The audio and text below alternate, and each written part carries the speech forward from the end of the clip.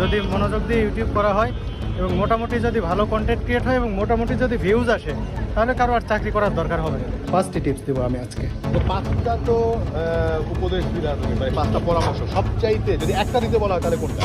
শুধু একটি mobile phone যদি থাকে আপনার হাতে, তাহলে আপনি সুন্দর ভিডিও তৈরি করতে পারবেন এবং এই ইউটিউবে এসে সফল হতে পারবেন।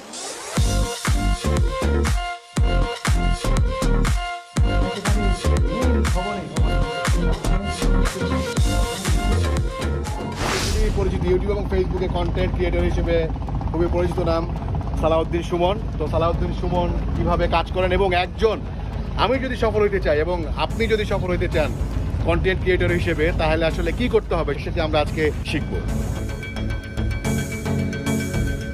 একজন ইউটিউবার হতে হলে প্রথমে তো একটি ইউটিউব চ্যানেল খুলতে হবে। তার আগে সবচেয়ে জরুরি যেটা, ইউটিউব চ্যানেল খোলার আগেও আমি মনে করব যে আপনারা বেশি বেশি ভিডিও দেখুন।